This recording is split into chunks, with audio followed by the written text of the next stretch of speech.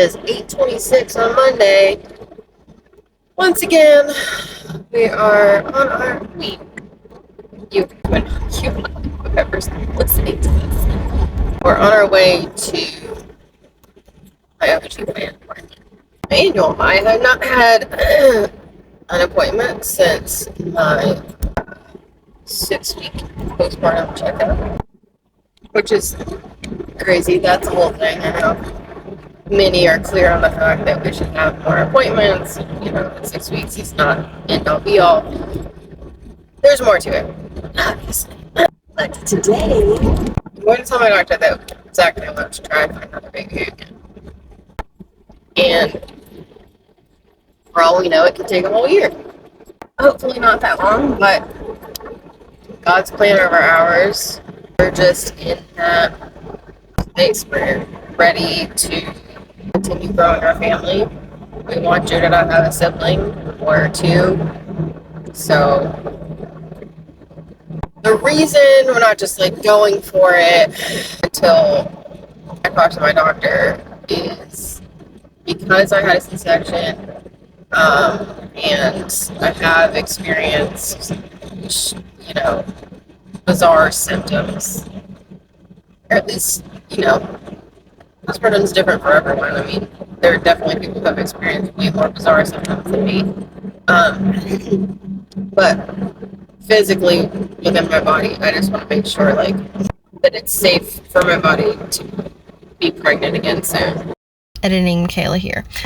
I realized that I failed to mention that it is recommended extra precaution if you have a C-section to allow at least a year postpartum before getting pregnant again for the safety of your body, just because of everything that it goes through.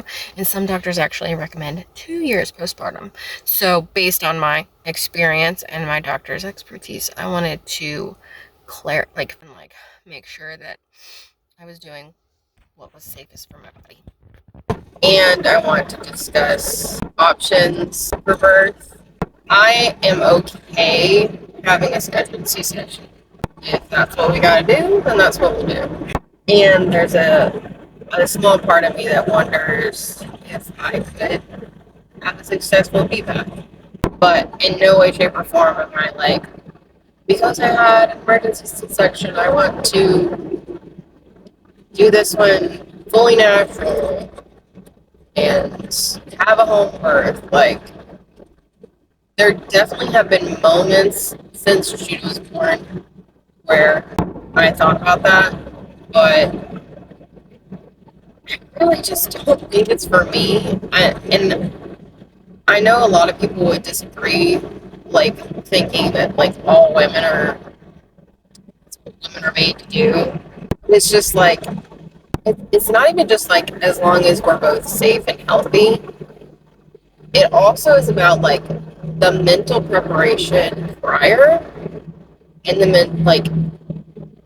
being in the headspace of acceptance, and there's a piece of knowing what's going to happen.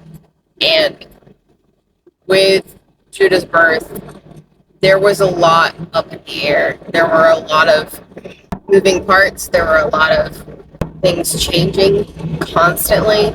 So to have a controlled space, there's a comfort there. So anyway, that's all I'll say about that. Just hoping that my doctor's yeah, you're good to go for it. And then we enter into that season. And if she says, hey, it doesn't look like a good plan, then we'll pivot from there. Well, Doc said go for it. She also was you're definitely not pregnant already. Your uterus is very small. So it's the only thing she said to do in preparation was to make sure that my vitamins have folic acid in it, and let her know if we're gonna try on our own without any conception meds or anything like that, given my PCOS and the fact that I have not had a period yet, to